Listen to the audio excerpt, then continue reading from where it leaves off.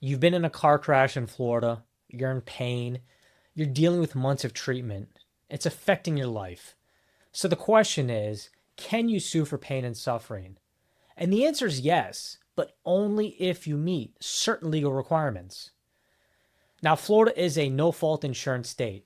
That means your own auto insurance, your personal injury protection, or PIP coverage pays first, regardless of who caused the crash. Now, PIP covers 80% of your medical bills, 60% of lost wages, up to $10,000. But here's the key limitation: PIP does not cover pain and suffering. It covers those medical expenses and your lost wages. So, pain and suffering refers to the non economic damages, the human damages.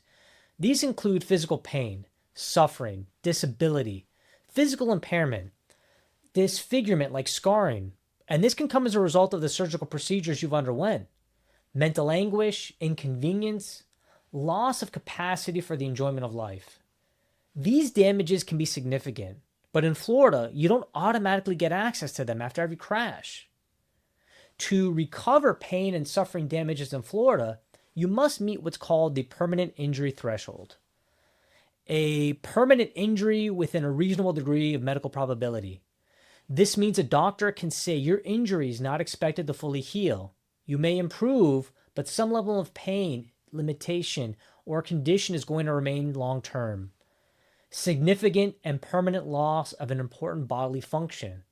This refers to losing the ability to use a part of your body the way you did before, like limited range of motion, loss of strength, or reduced function that affects your daily life. Significant and permanent scarring or disfigurement.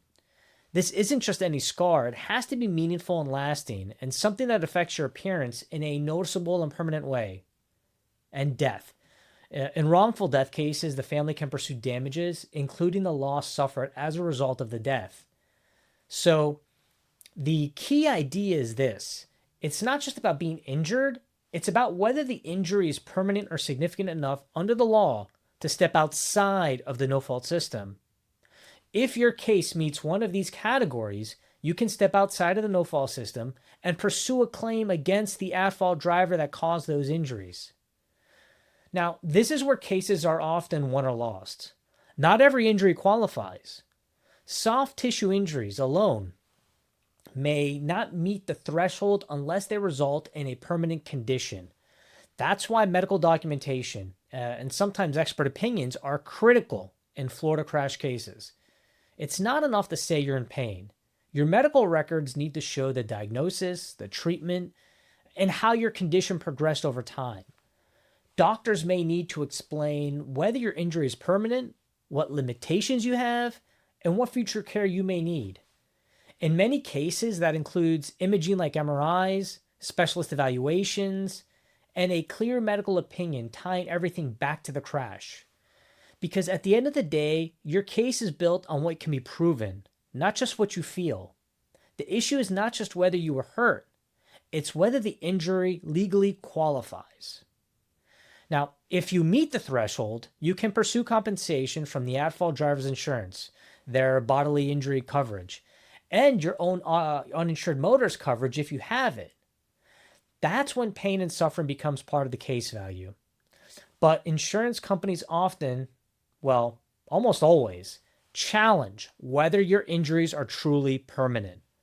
So this becomes a key legal and medical issue in the claim process and if a lawsuit is filed. So, can you sue for pain and suffering after a car crash in Florida? Yes, but only if your injuries meet the legal threshold. PIP covers the basics, but pain and suffering requires more. I'm George Palaidis, a personal injury attorney in Florida. If you've been injured in a Florida crash, understanding where your case falls can make all the difference.